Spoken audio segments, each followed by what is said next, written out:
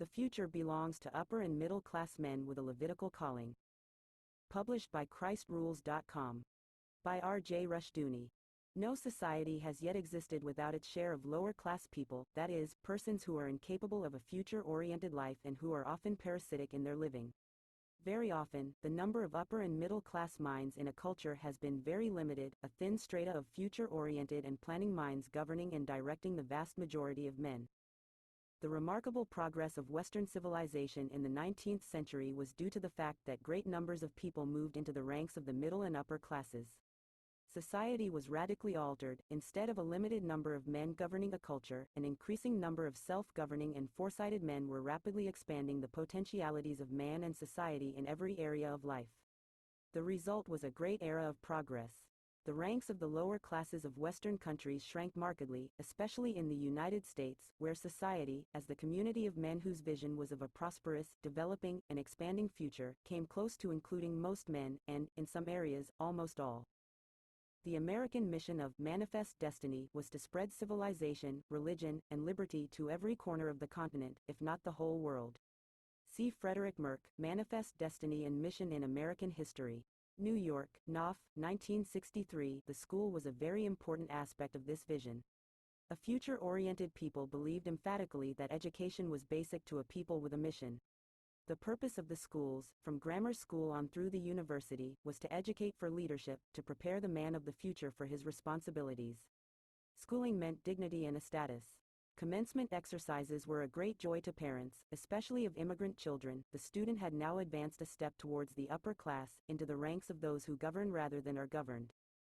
Men shared a vision of a world transformed by religion, education, and free enterprise into a realm of liberty and progress in which all men dwelled together in contentment and prosperity. It is easy to criticize various aspects of this vision today, but the fact remains that the 19th century did witness vast strides in conquering age-old problems of human society. There was not only a very extensive material progress but one of the greatest advances in Christian missions in history. Today, however, a very real cultural counterforce is in operation. The ranks of the lower classes are again growing because of the collapse of the upper and middle classes.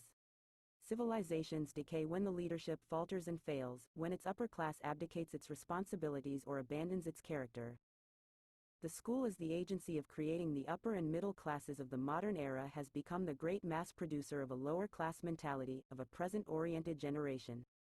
The modern academic community presents an ironic picture.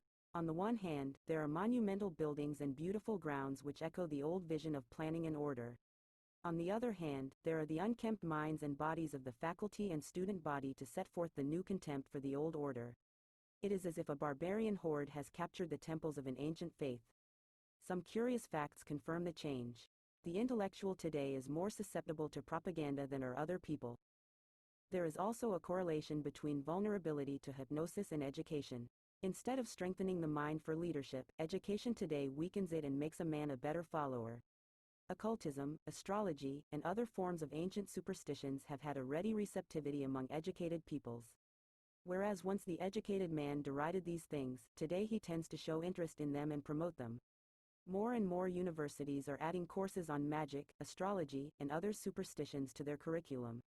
What has happened? Why have the schools created to educate an upper and middle class become the great creators of new barbarians, of the most powerful lower class in history? The reason lies in the studied rootlessness of modern education. Because the intellectual is at war with biblical faith, he is at war with the past, he rejects it as lacking his own enlightenment. In terms of modern thought, enlightenment begins by a denial of God. This denial of God is accompanied by an assertion of the autonomy of man and his reason, his mind, and this autonomy means a deliberate rootlessness, a calculated severing of ties with the past. In other cultures, the lower class mind was rootless because it was too poorly educated to have root in the past, and too indifferent religiously to think and plan in terms of a religious faith. As a result, such a lower class mind cuts itself off from the past and from the future by default. The new lower class of the modern intellectuals cuts itself off from the past by choice, by a revolutionary choice and act, and is more rootless than any previous lower class. This rootlessness is reinforced by its philosophical existentialism, its exaltation of the moment, of the present, and its attempts to cut off that existential moment from any influence from the past and from any fear of future event. As a result, the intellectuals are rapidly becoming the most truly lower-class element civilization has yet seen. Not only is there a rootlessness grounded in philosophical principle but also in emotional hatred. The intellectual refuses to see himself as a true child of his past. As Molnar has pointed out, with reference to Sartre, he sees himself as a bastard, an outcast and an enemy to the past. The bastard mentality, anti-bourgeois, revolutionary, non-conformist, and perpetually at war, is made into the modern hero by the intellectuals. More than a hero, he is also seen as the new prophet. The new philosopher abandons the traditional role of the teacher and assumes that of the prophet. Instead of investigating and communicating immutable truths, this bastard prophet gives a vision of a new world which depends on the ruin of the present order. Thomas Molnar, Sartre, Ideologue of Our Time. New York, Funk and Wagnalls, 1968. This vision is a vision of hate, and even love is defined as hate by Sartre. In Le Diable et le Bon Dieu, Sartre defined love as the hatred of the same enemy. To love is simply to be united in hatred of God and his order. Not surprisingly, the new barbarians, like Lenin, Trotsky, Stalin, Hitler, Mao, Castro, and others, emphasize, not truth and justice in establishing a new order, but the power of charisma, miraculous power, by commanding personalities. C. L. Clark Stevens, Est, The Steersman Handbook, p. 130. Santa Barbara, Capricorn Press, 1970. The goal is freedom, but freedom as defined by Hitler and Stalin is not freedom as defined by Christ. Almost 30 years ago, de Rougemont saw clearly what freedom had become for modern man. For most of my contemporaries, liberty is the right not to obey. When they are given this right, they are bored and clamor for a tyrant. Denis de Rougemont, The Devil's Share, p. 97. New York, Pantheon Books, 1944. This is it exactly. For an upper-class mind, freedom is the opportunity to plan and work realistically for future goals and to create a personal and a social order in terms of those goals. Freedom becomes the condition for work and planning. It has a function in terms of the present and the future. For the lower-class mind, freedom is the right not to obey and the right to disrupt and destroy an order that requires obedience. Obedience is a future-oriented virtue. Children are taught obedience because they must be schooled into living with reality and mastering it. Dictatorship require obedience from their subjects in order to further their plans for the present and the future. Obedience comes into its own in a free society, where men by an inner discipline commit themselves to practical work and planning for the future.